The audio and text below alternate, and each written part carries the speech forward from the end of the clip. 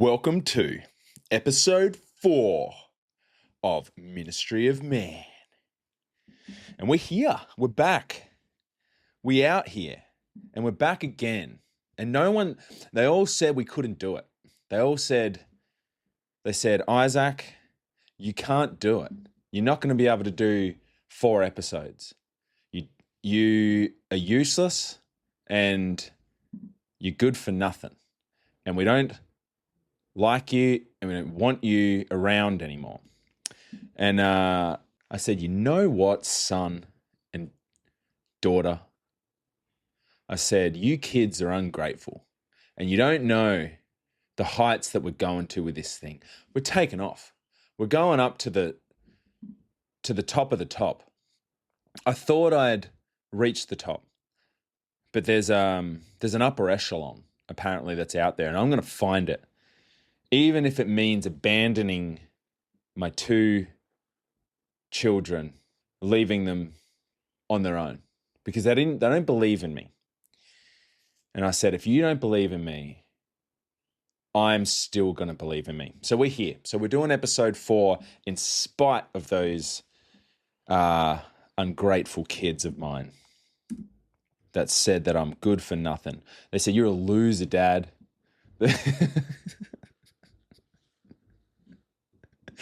They said, you do your thing, but if you go now, never come back because you're an embarrassment to the family.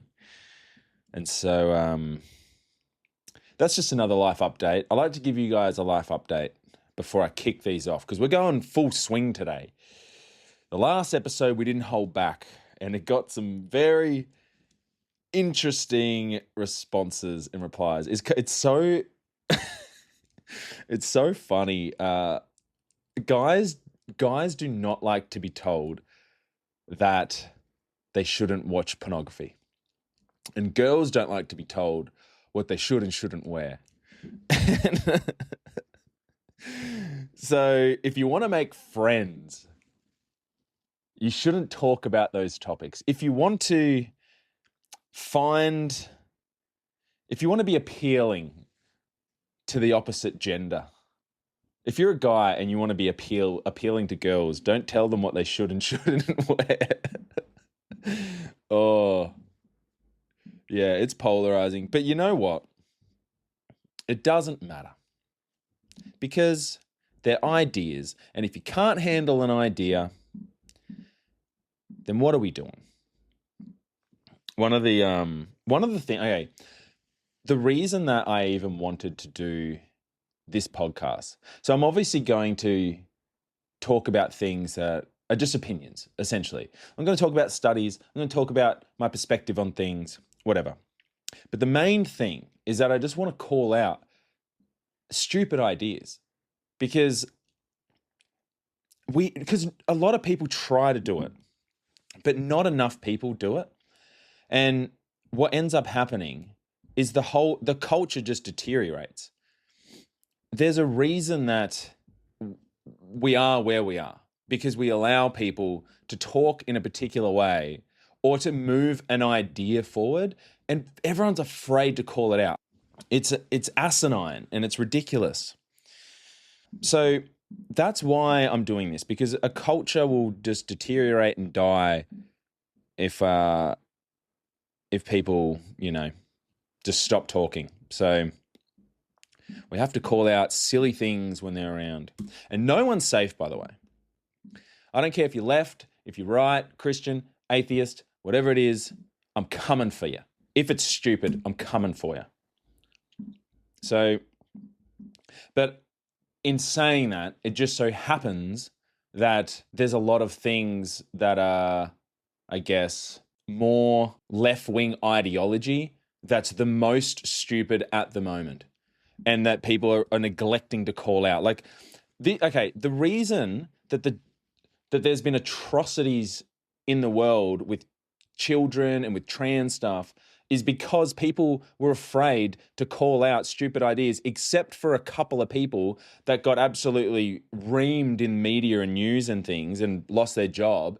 But they're the real heroes because they're actually pushing back against stuff. Like, they'll go, oh yeah, yeah, children, they can't. Should children get tattoos? No. That's permanent. That's a life-changing thing. Okay. Should children vote? No. No, they're not going to be able to vote. They shouldn't know that. You got to be 18 to do that, surely, at least. And he's like, okay. So this little 5-year-old who still believes in Santa, he also thinks he's a girl. So let's chop his balls off. Yeah, fine. Yeah, that's great. Yeah. It's only life-changing forever and you can't ever, reverse it. But yeah, he's fine to do that. He can't vote and he can't drink and he can't get tattoos and he can't do a million other things. But yeah, let's do gender-affirming surgery and mutilate the kid. Like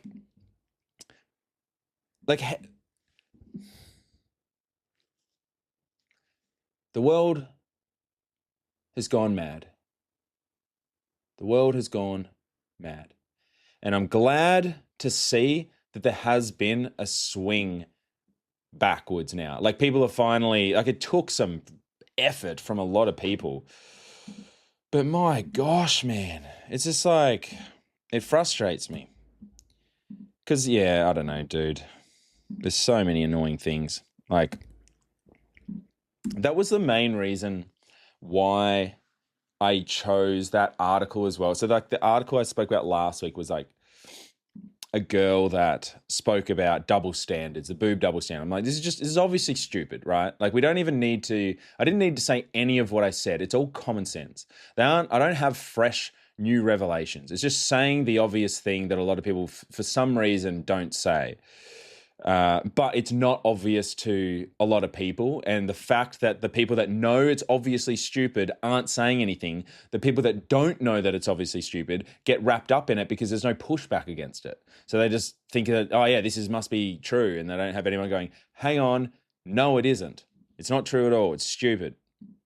So yeah. And like one thing I don't want to do, but this is kind of like a little taste of a little follow-up because it is kind of funny because apparently the girl that made that is doing like a weekly thing now of what's sexist in the world. And so I want to look at the latest article because it's so funny.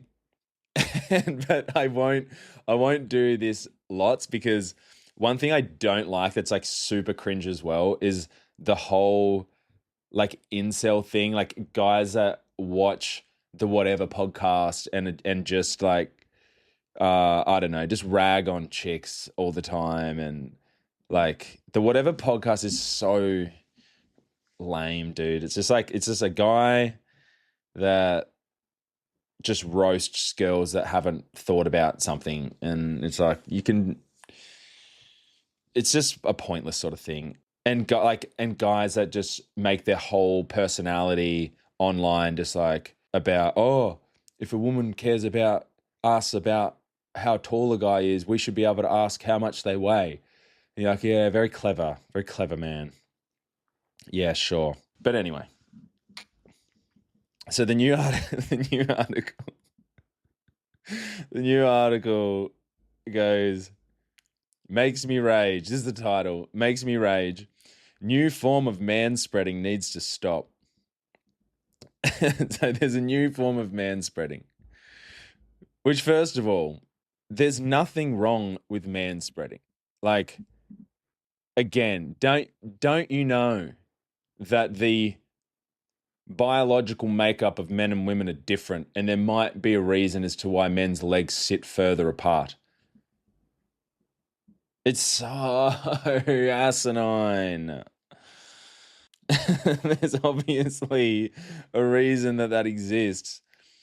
If women had male reproductive organs in between their legs, we would both be doing it. You can't take a stance and be like, we're better than you when you don't have to deal with the same things. It's like men going, oh, geez, like women taking maternity leave, like, oh, what a suck on the economy. Like just getting paid to do nothing. It's like, you can't complain about a thing when it's like you don't have to bear a child. So like it's the same thing. You can't complain about a dude sitting in a particular way when it's like you don't have the same genetic build. So she goes, welcome to another installment of my series, What's Sexist This Week, where I unpack the subtle ways the patriarchy creeps into everyday life. This week's culprit, a fresh variation of manspreading I'm calling bag spreading. The act of wearing a backpack in a tight public area, invading the personal space of innocent bystanders. And it's just a photo of a guy wearing a bag. He's got a backpack on the train. You can't make this up. This is how I know that there's full on, that there's never been more equality in the world than there is now. Like, if you're trying to say guys wearing backpacks on the train is the patriarchy, then there is no patriarchy anymore. Like, you can't reach that far into the depths of like something that could be something. There's not a patriarchy anymore. Like, if that's what you got to try to go for, then there isn't anything there. That's a nothing thing. Like, girls don't wear bags as well. Or the fact that it's not even a guy thing, that like, because she goes on to say, yeah, this girl was saying in it. So she quotes, so this is why she wrote the article, because she's like, you know, women are having this problem. I've spoken to dozens of women that have had this. Dozens. There's either been between 24 to 36 girls be like, tell this one news journalist about, man, these guys and their backpacks just whacking me in the face every time I get on. I can't help. This is that darn patriarchy. And these guys, she goes, he was standing and leaning against a pole and his backpack kept hitting me in the face. I'm like, how many times did the bag had to hit you in the face before you just like turned around and like, I had to push it away several times.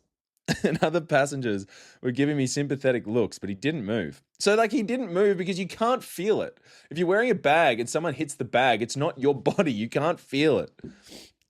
Like, I've been hit in the face by bags before. A girl was wearing a backpack and hit me and like bumped into me and didn't realize. But when she did, she turned around and apologized. It's not like a big deal. It was like, oh yeah, like people wear bags and they stick out further than normal.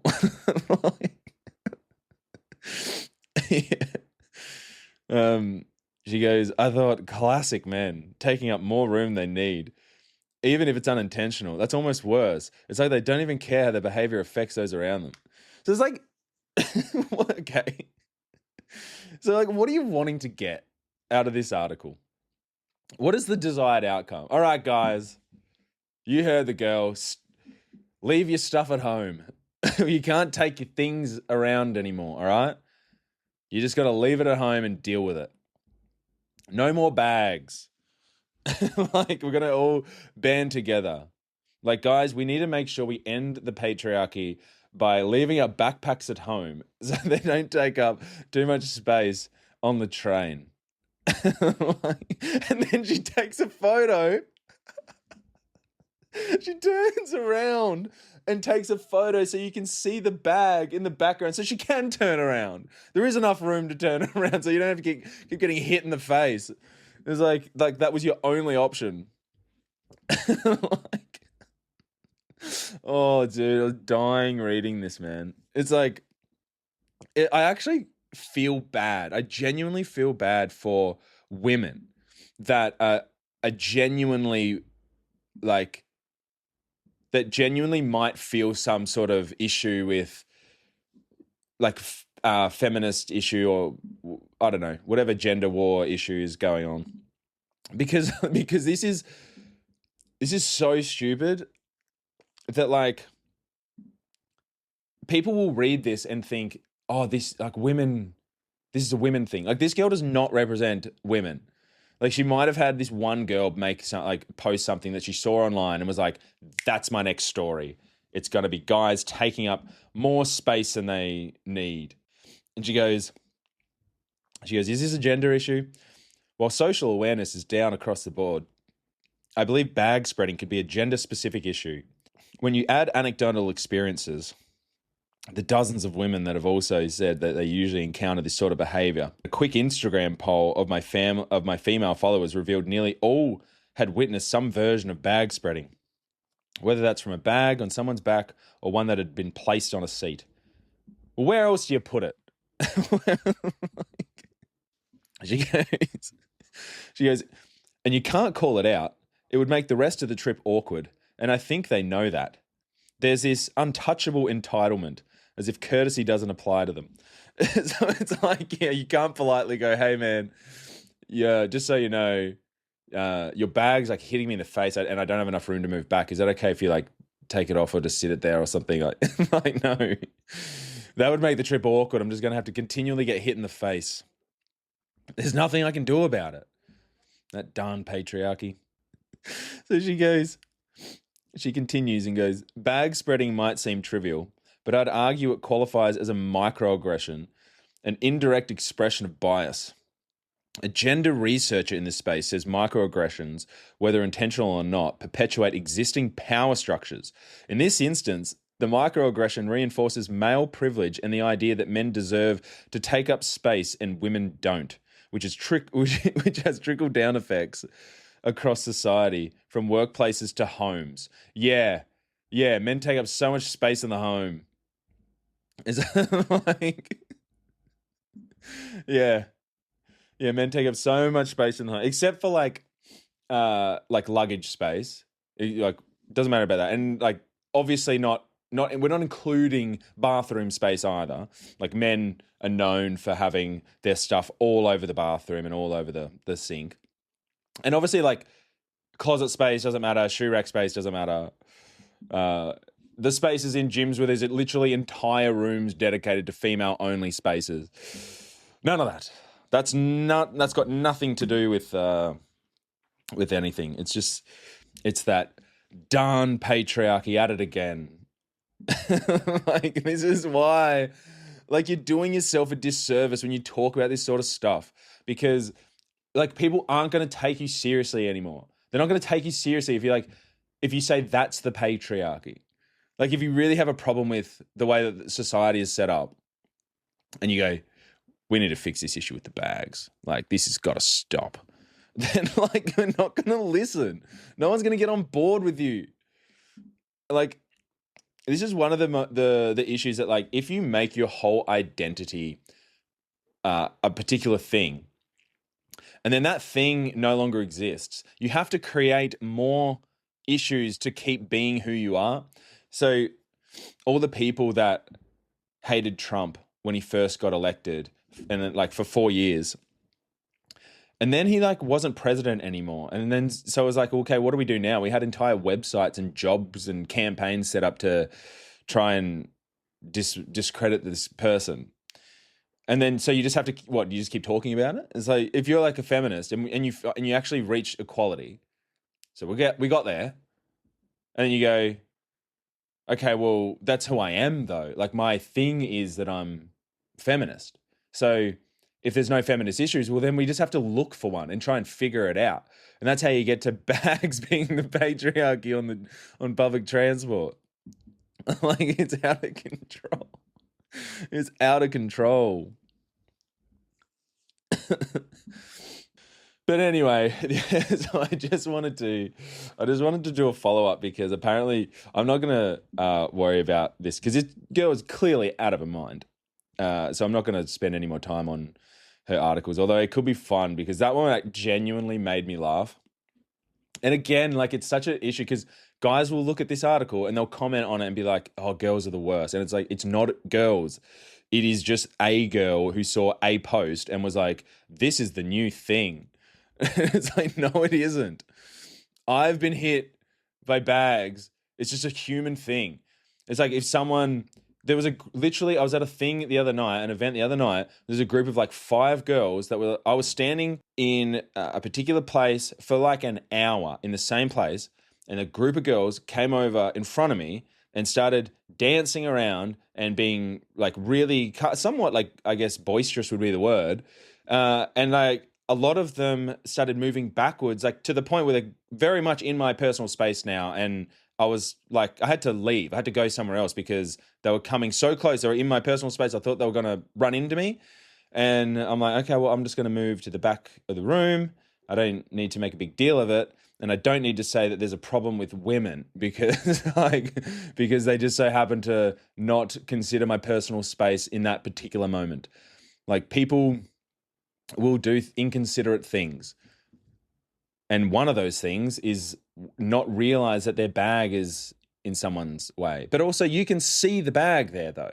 And like, you can just be like, hey, sorry, I'm here as well. The bag's just getting me. Like, it's such a simple fix. No. It's better to just say it's the patriarchy though. That's more interesting. And again, like the only reason I even talked about this is because this is on news.com.au. It's like the biggest news website in Australia. Like, this is news. It's on the news. There's a full report on it. Like, what is this journalism? That's crazy. Anyway, we're moving on. Because this is the last episode or the last section of what was meant to be all done in a single episode, but there's just too much to talk about it. But it's the last breakdown, the last thing I want to break down from the movie Idiocracy. And it's really cool because this one's kind of fun as well and like really interesting. So again, tiny recap. Idiocracy is a guy who's 500 years in the future, and it shows this dystopian, deteriorated society. And I'm breaking down some of the key themes that I found really interesting in the movie. So the next thing was a dystopian authority. One of the things that I noticed, this is the first thing that I noticed, was the almost tyrannical control in some ways. It was an overreaching government. And that's not surprising that they put that in the movie, because that's not really a far-fetched concept if we're being real. So the first thing I noticed was everyone had to have a wrist tattoo. A barcode on their wrist that had their identity, their name, their job, all their information. Straight up digital ID and the mark of the beast. Like, this is exactly what we're heading towards. Digital ID has been spoken about. And for those that don't know, so I don't know who's heard of this, but in the Bible it speaks of the mark of the beast. So I'm going to read out. So this is in the book of Revelation, which is a prophetic book that says these are the things that are going to come in the future. And it's like a warning. So it's warning people. So this is in Revelation 16 through to 18. This is referring to a beast that is to come. So it's saying a beast is going to come, and this is all the things that it's going to do. So in verse 16 it says, it causes all, both small and great, both rich and poor, both free and slave, to be marked on the right hand or the forehead, so that no one can buy or sell unless he has the mark, that is, the name of the beast or the number of its name. This calls for wisdom. Let the one who has understanding calculate the number of the beast, for it is the number of a man, and his number is 666. Or in other manuscripts, it actually says 616. So it could be either. It could be 666 or 616. But the point is, you're not going to be able to buy or sell. And it applies to the rich and the poor. It applies to free and slave. It applies to small and great, everyone. Like, it's harrowing that this sort of thing is starting to happen. Because like the stepping stones are, okay, we obviously saw what happened during COVID when they're like, you need a passport thing. They even stopped you from being able to work unless you had a jab. And then you had to have a digital thing to show you, yep, I got my jab, and you had to show it to even go to a restaurant. We aren't that far away. This was written thousands of years ago, by the way. So if that doesn't concern you, it's like, okay, what's this ancient text? Like, imagine if this wasn't in the Bible, because obviously people have their opinions about the Bible, people have whatever. Let's the Bible was a compilation of different books that were written, and it was compiled together. So Revelation was its own thing. It's its own little manuscript that they found. It's separate from anything else. Imagine if you just found that and you're like, hang on, are you telling me that these manuscripts written on papyri, it says in the future there's going to be a beast that comes, and there's a number of its name, some sort of number reference, and it says unless you have a particular mark on your hand or your head, you're not going to be able to buy or sell anything. Like, can you buy food? Can you sell goods? Can you work? Okay, I'm not going to be able to work. I'm not going to be able to buy food or anything. That sounds pretty crazy. And then you look at reality today. You look at society. And it's like, okay, well, they kind of already did that. They kind of already got halfway there during COVID. Okay, so that's concerning. They're trying to push for a digital ID already. We also have something called AI, which is now replicating voices, images, literally pictures of people, where they're going, like, a lot of people can't tell the difference now. It's getting really good. It's only going to get better. And then people are going to be like, oh, well, how are we going to know? How are we going to be able to identify someone that's AI or not? What could we do? What kind of like digital setup could we have where people could maybe scan something to see if they're real, or there's something there? So I don't know.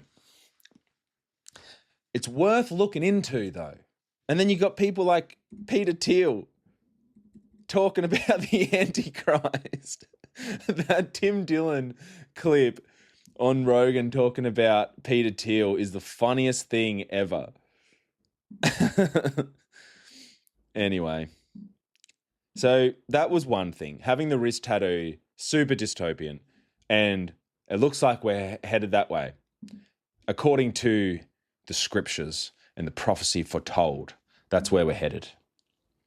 So the next thing was electric cars turning off. So they were in a hot pursuit from the police, and they're in an electric car, and then they're driving to get away, and then the car turns off. He goes, what happened? He goes, oh, they must have turned the car off. It's an electric car. It's on the grid. You're like, okay. Slightly concerning. That's also another concern that people have with the move onto electric cars, because there's more and more of those. Okay, another one. Something worried about. This one was kind of funny. So earlier, maybe 2 episodes ago, I talked about Braundo. Braundo was like their sports drink that they were using to water crops and everything. So basically what had actually happened was they thought their biggest competitor was water. So they thought, okay, well, we don't want to be losing any money. So what they ended up doing was they bought the FDA. So they bought the companies that would tell you what's good and what's not good. And because of that, they were able to use Braundo to water the crops. And obviously all the crops died. But they put Braundo in the water fountains. They put Braundo in like everything. That was the only drink you could actually buy. So they told everyone, because they'd bought the FDA, they told everyone what was healthy and what's not healthy and what they should have and what they shouldn't have. And all that takes is just a bribe. It almost seems too obvious. It's like, what do you think the likelihood of, I don't know, a huge multi-trillion-dollar industry wanting to control what people eat and drink in order to gain more money? You think about what kind of person wouldn't accept a particular bribe. Like, there's this thing as everybody has a price. I remember I asked a group of girls if they would ever sell photos online, like just to see what their values were. And I knew that they were going to say no. And they go, no way. And I go, what about if it's just like, you know, your face isn't in it, but it's just like a body shot and you're in like underwear and no one knows it. And it's just one photo and it's for like $1 million. And they're like, oh, I probably would do it for that. Like, yeah, maybe like $1 million. I'd probably do that. And so it's like, okay, so obviously when I first asked you, like, I would never do that. And then I put a price tag on it. And then you said you would do that. And so it's like, and then so all we have to do from there is just scale. You can just scale it down. It's like, okay, well, would you do it for like $20? Like, no way I wouldn't do it for that. Okay, what about $100,000?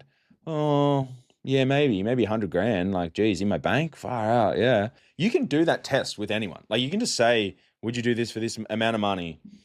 Oh no, you would just ask the question, like the test for anyone for anything. Would you do this? And then they go no. And you go, how about for money?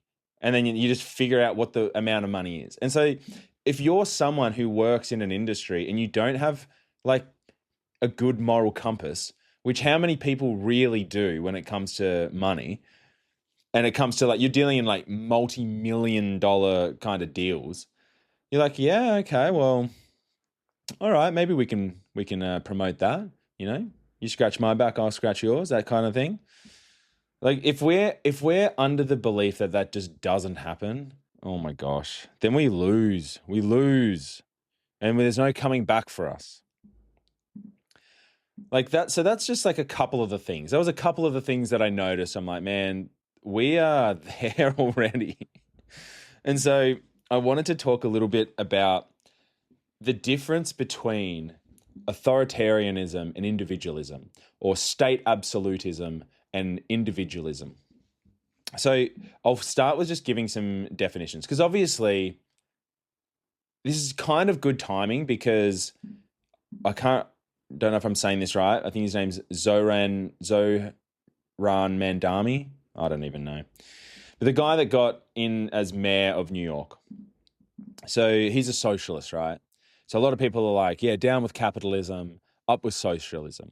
They don't really even know what it is. They're basically just saying, we don't want the billionaires to be billionaires anymore, and we want them to give money to other people, aka them themselves. They want things for free, they want other people to pay for it, and they don't really know exactly what it is that they're asking. So, but I'll start with a few definitions. So state absolutism is basically just a dictatorship. It's usually just one person with complete controlled centralized power. Authoritarianism is similar, but it's more like a group. So it could be like a government, or it could be still like a dictator or a government.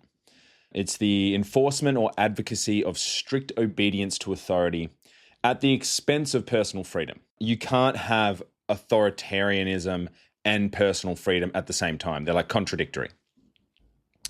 Totalitarianism is kind of like a step further. It's authoritarianism, but it would seek to control even your private life. So things that you would do in your own discretion. It's the preservation of a single total ideology, as it's called, totalitarianism. It is the total rule, whether it's in the public sector or in the private home. It's everywhere. So democracy is the complete opposite to authoritarianism. Democracy is, it stands contrast to authoritarianism. It's based on the free participation of citizens and the protection of individual rights. And individualism is kind of like the philosophy of the singular individuals. So democracy is like the legal framework for individualism, basically. So when I say either state absolutism, authoritarianism, or totalitarianism, I'm referring to a similar structure of things, because it could either be a singular person of control, a group in control, or a far exceeding overreach of totalitarian control. And then individualism is basically just democracy, it's personal liberty, and it's the freedom of the individual. So one thing to note is that when it comes to individual thought, it wavers the bigger the group is. The bigger the group, the more individual thought will waver and not really be heard. I've spoken in the first episode of the podcast that the mass kind of crushes out any kind of insight and reflection of the individual. It's not afforded to them. And because of that, it leads to an authoritarian kind of tyrannical government. So what state absolutism seeks to do, its aim is to have a collective body. It wants to have the mass. Like the focus of authoritarianism is on the mass public. And the issue with individualism is that it's a threat to the collective body. Because if you're an individual, you're not part of the herd anymore. And so you're no longer able to be controlled. You're as is. So it's much harder for an authoritarian government to control someone that has individual thought. So they want to stomp out individual thought. They don't want that to actually exist. They want everyone to come together for common good. Everyone be of one mind of whatever the state puts upon the people. Individual thought is kind of seen as a rebellious thought because it's not conforming to the group. And there's a harrowing quote from a book written by Aldous Huxley called Brave New World. And one of the phrases that it kind of repeats in there, they learned this phrase through repetition, for one, but it's sleep repetition. So when they sleep from babies to they're grown, it plays this on repeat and it says, everybody belongs to everybody else. So the reason that that's harrowing is that it's to say that you don't matter as the individual. Everybody belongs to everybody else. This is not you that's living. It's the common group that's living.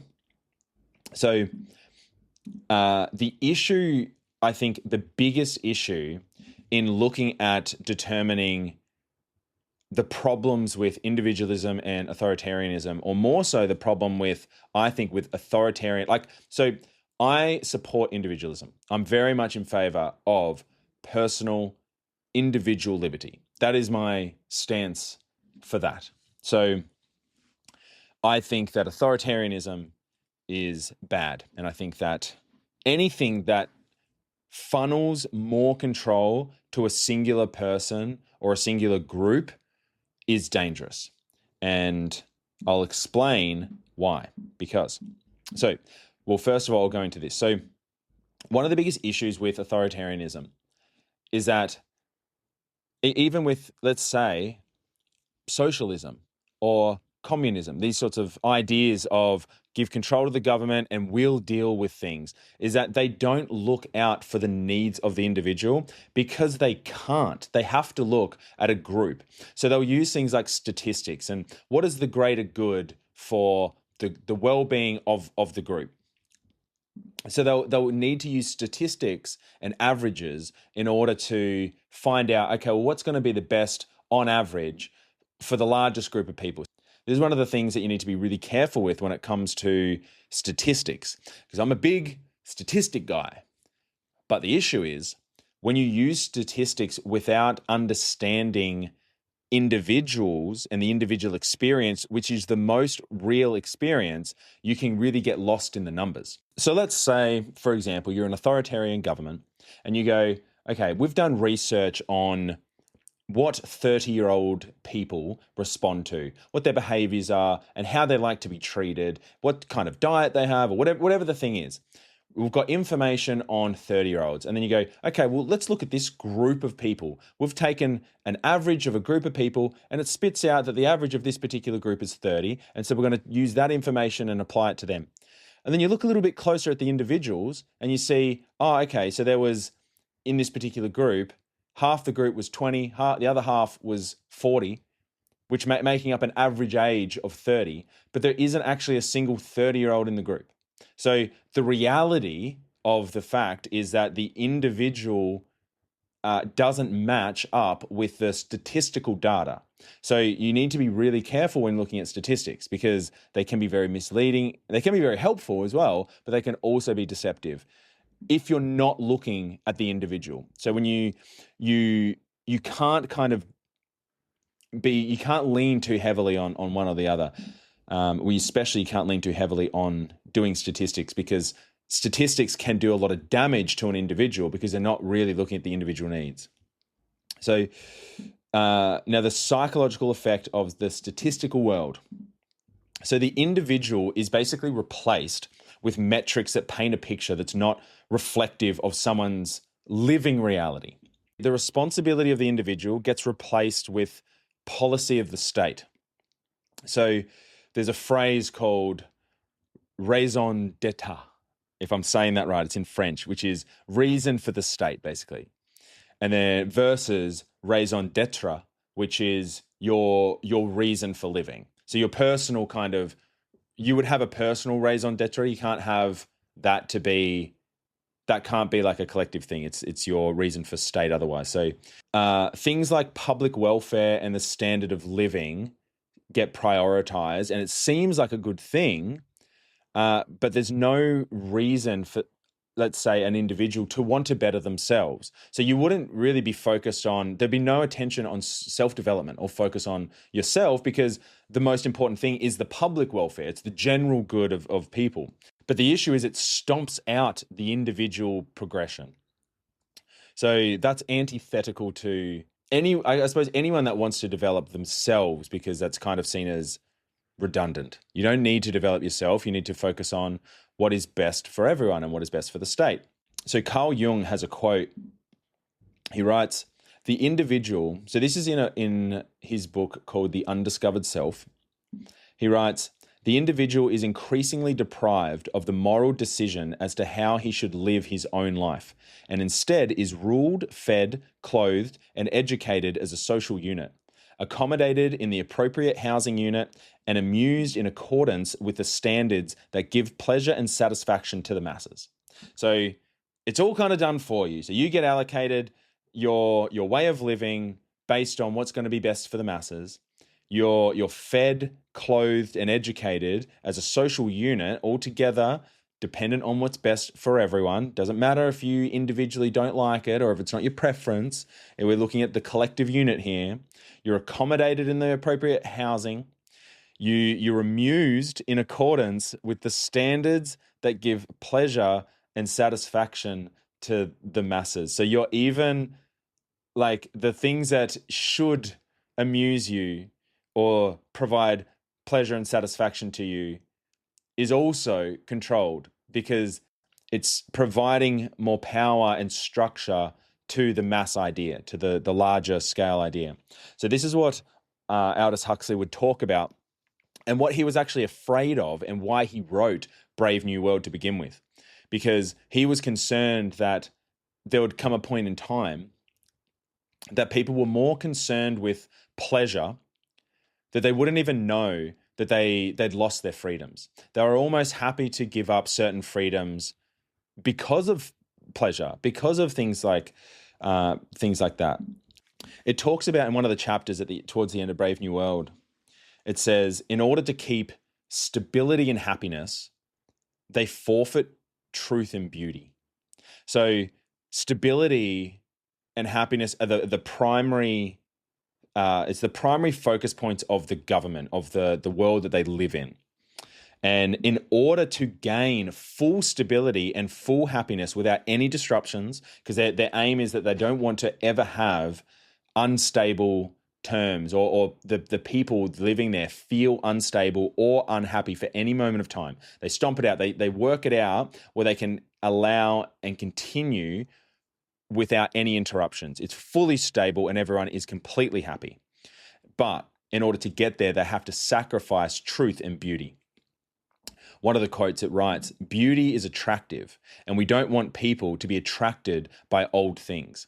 He says that in regards to locking away things like the Bible or Shakespeare, so poetry or works of art. They go, we don't want art. We don't want beauty, because beauty is attractive and it will draw you in. And because these are old things that we've done away with, we don't want people to be drawn in by it. We don't want people to see it. So truth and beauty actually rock the boat. It talks about the 9-year war, where, there's bombs going off and all this sort of thing. And people got to a point where they were so sick of the war that they beckoned their own appetites to be controlled, their own desires to even be controlled, if it meant peace. They were happy to sacrifice and have their own appetites controlled if that meant gaining peace. Passion and death were foreign concepts to people in Brave New World. And that's because passion provides the possibility of an unfulfilled passion. So if you're looking for stability, you don't want someone, and you're looking for complete happiness, you don't want anyone to risk being unfulfilled or having a passion not met.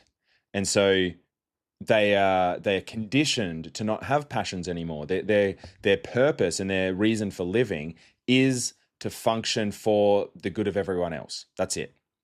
And then obviously beauty implies ugly or non-beauty. So you don't want beauty for the sake of someone else maybe not feeling beauty. Because if something is beautiful, that implies that there's other things that aren't beautiful. Because if everything's beautiful, everything is just the same. So like it's like an admiration for the flower forgoes admiration for the dirt that it springs from. So you can't you don't want the dirt to feel bad.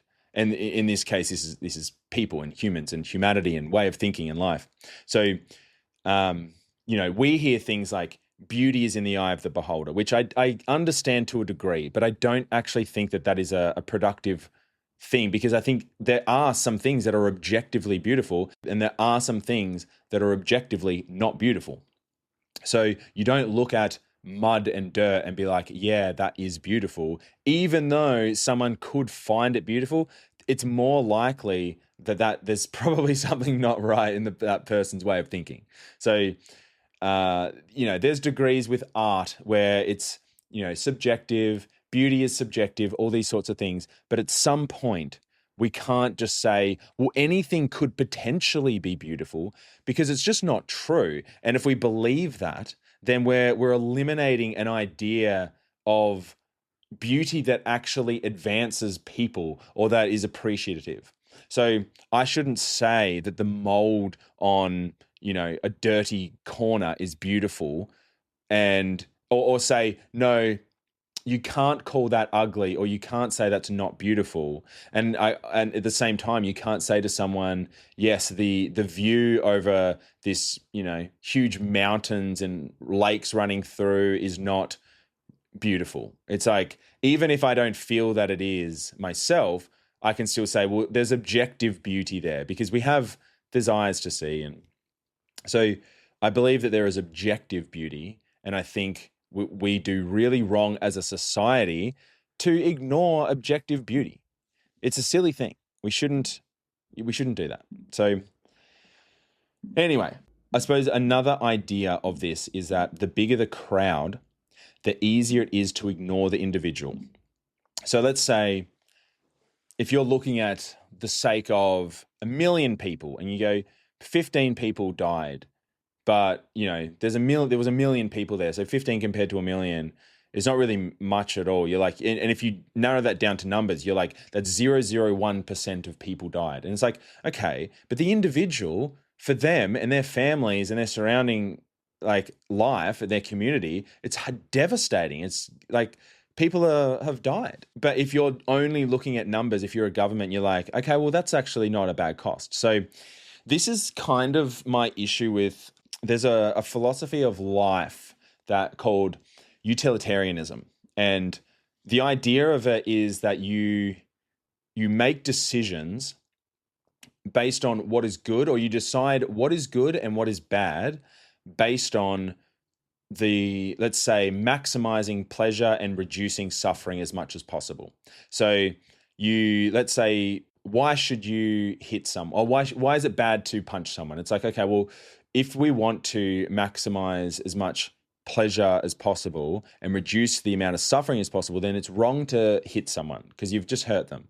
So, but then you could look at something and be like, okay, so in war, let's say there's a few people, like criminals, that are going to make a bomb and blow up a building and kill 1,000 people. So you would go, okay, it's good to stop those people because they're about to kill a lot of people. So we want to reduce the amount of suffering as much as possible. So let's stop those people. And so you're looking at a way of living that is, I suppose, maximizing, pleasure, reducing suffering. But it's all kind of based on consequences. So they look at the consequences of an action and behavior and they go, okay, so what is the most goodness for the most amount of people? So the issue that I have with that is that, again, it creates this world in which it has so many problems, because you could go, okay, there's just an innocent bystander there. If you like stress test it and you put all these like, meta scenarios in place, it just falls apart every time. You're like, so is it good that if I was to kill, this little child, and it'll save 5 adults? Well, you should kill the little child then, shouldn't you? Because these 5 adults are going to be saved. And it's like, okay, so I feel like that's just that's the wrong thing to do. Like, okay, well, this is a good way, I suppose, to figure out where you stand with some things is like, there's a thing in philosophy called the trolley problem, and you've probably seen it online. It's basically a train is headed in a particular direction, and there's 5 people laid across train tracks, and the train is about to hit and kill these 5 people, and you're standing at a lever, and if you pull the lever, it'll divert the train, and it will go and it will kill just 1 person. So the question is, do you pull the lever or do you not? So if you're a utilitarian, you would say, well, yeah, I would pull the lever because only 1 person is going to die and the 5 people will live. So the more people that live, the better. The issue is that, let's say, the Christian dilemma in this is that you're now complicit in a death, right? Because you've gone, okay, I'm gonna intervene, and I'm gonna pull this lever, and I'm going to change the course of what's happening, and it's going to kill the 1 person. So now I'm involved in the killing. The dilemma that I have with this is that you're also in some way, so you're also you're complicit in the murder if you pull the lever. But I also feel like you're somewhat complicit if you don't intervene and help in some way. I don't think I would pull the lever. I'm not 100% sure, but I don't think I would. I'm open to being convinced of otherwise, but the idea that you shouldn't step into helping someone if you have the ability and the capability to help. So let's say if someone's getting attacked and you go, well, I'm just not going to get involved. Like, look, it's not my business. So you see like an innocent person getting attacked and you don't go and step in, like that's cowardice. So I have that point of view. The issue is when it comes to this, you don't know circumstances. There's no one actually being attacked, and so you're not stepping in to prevent an attack. So it's kind of like there's kind of fine little details involved in it. But ultimately, utilitarianism would say to pull the lever. Another issue with authoritarianism is the leadership of it. So all the people that are enforcing it, they're no freer than anyone else that's just having rules enforced upon them. So the rulers of it or the enforcers of it are just as much a part of the social unit, because all they are is just a mouthpiece. They've heard what the state doctrine is, and then they just enforce the state doctrine. So they're also not afforded any individual thought. They're just told, this is your job, enforce, and don't ask questions and don't think. Like, you're just to do the thing. So they're just being told by another authority. So they're still under authority. It's just a different authority. This is perfectly outlined in the Milgram experiment, which I'll go through as well because it's another cool little study and a cool little experiment. So for those that haven't heard of the Milgram experiment, this was a test to see how people would respond to authority and how far they would take it. So what they did was they got a person to be the teacher and another person to be the subject. And they took the subject into another room where the person that's the teacher, so the test is on the teacher. The person that's the subject is in on it. Okay, so they go into a different room that they can't see what's happening to this person, but they're shown what could potentially happen. They're going to be locked into a chair and they're going to be getting shocked every time they do something wrong. So it's like a memory thing, and they ask particular questions, and if they get it wrong, then they have to shock them. So they're told that they're testing for memory or something, other things. The first shock that they administer is about 75 volts.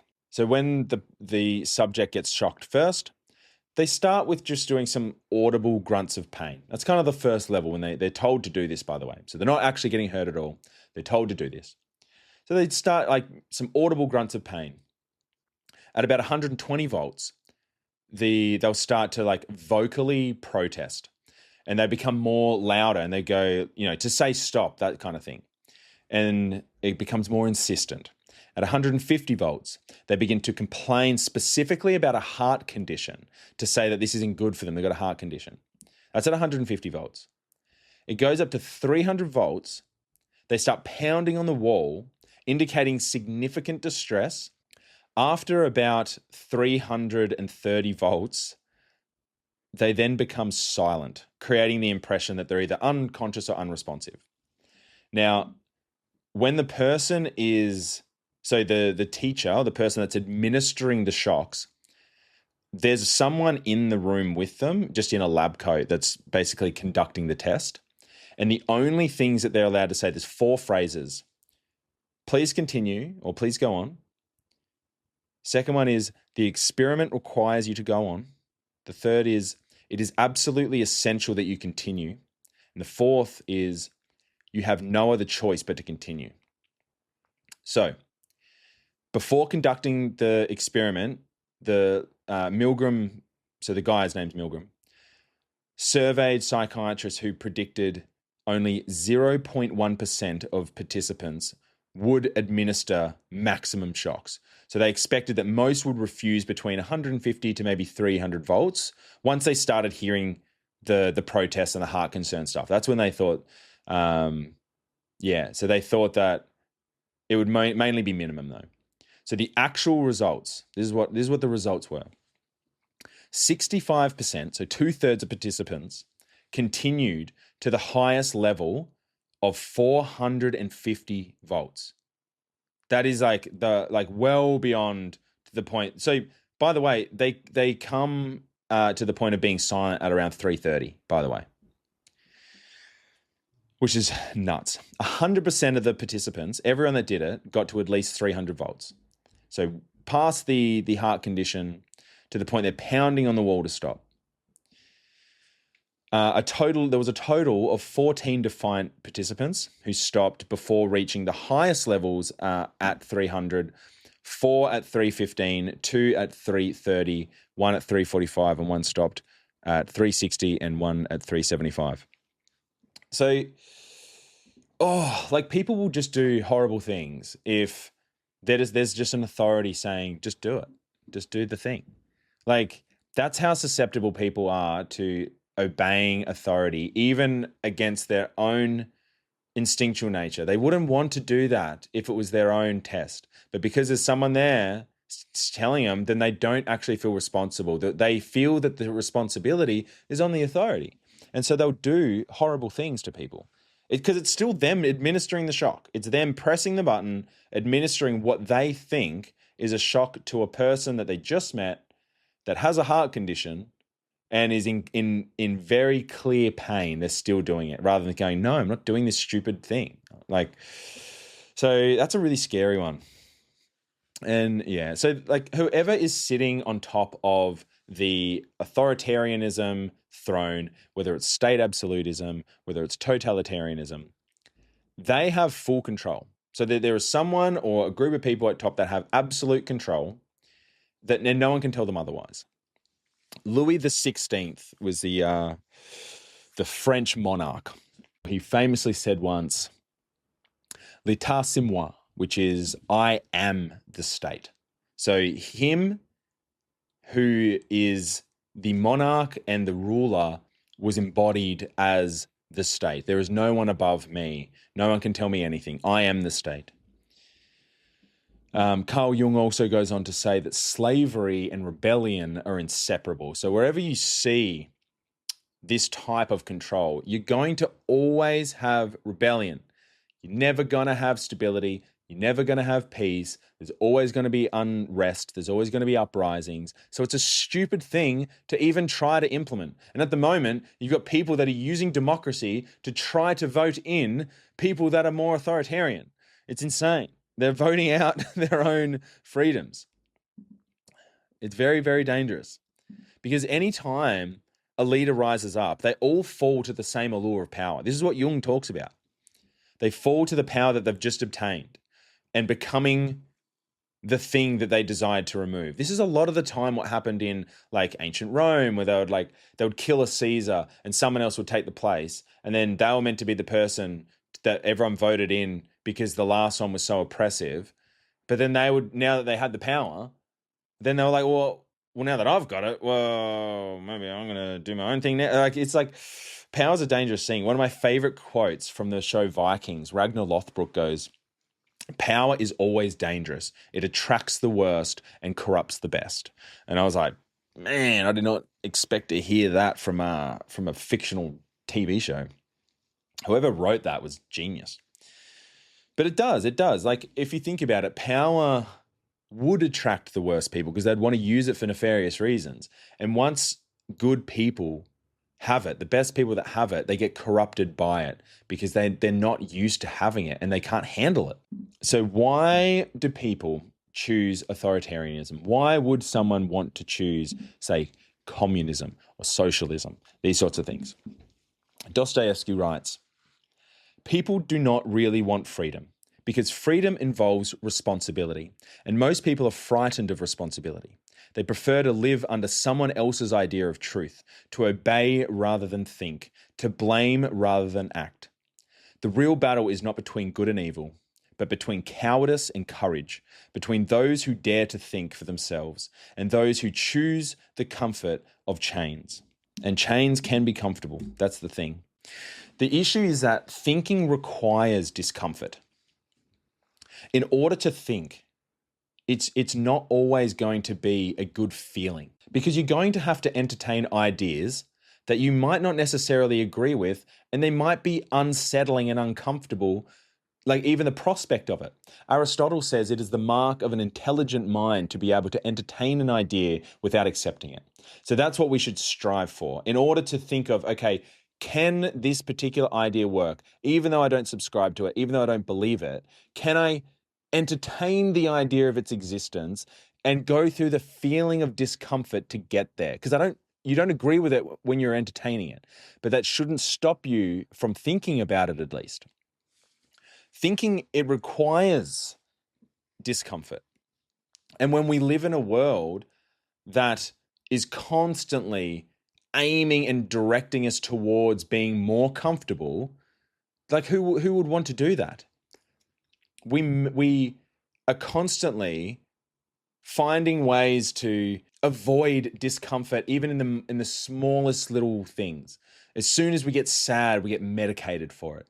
As soon as there's a difficult conversation to have, we avoid it. We block people, we ghost people, we unfollow. It's like, I'm not going to deal with the confrontation of it. All the validation we get is from likes and shares. We don't go in public and do anything because we don't want to be cringe. So we don't do anything in public. We're just like, I want to do what's socially acceptable. I don't want to be uncomfortable for a moment. Yeah. So the reason that I think that this is good to talk about is because I believe that the counter to a government that wants to press and always try and feed control to itself and have the solution that would make individualism thrive is Christianity specifically, Protestant Christianity. So this is why. In order to have any kind of state absolutism or a tyrannical totalitarian government, you have to abolish religion altogether, like any form of religion, not just Christianity, any religion. The reason you have to do that is that the state needs you to be completely dependent on the state. You can't have something else that's helping you. The state has to be your God. It has to be your everything. So the thing is with something like Christianity is that Christianity is dependence on God alone, far beyond the state. So you are actually submitted unto God, and anything else is called idolatry. So you can't submit to the government because that's idolatry. You wouldn't do that. God has to be first. So you also gain the ability to make judgments. You gain power to make your own decisions that are in line with your God-given calling or purpose.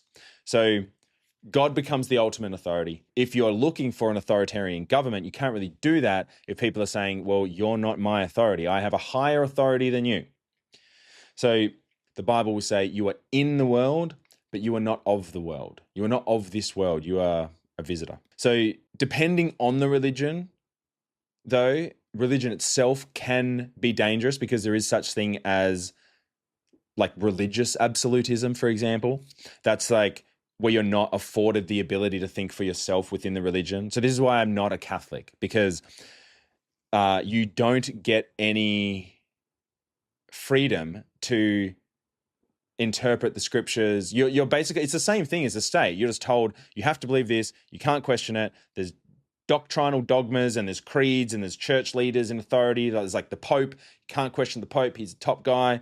If he says that, this is what goes. So that's why I am a Protestant Christian who says that the Bible alone is the authority, but there's different interpretations of it.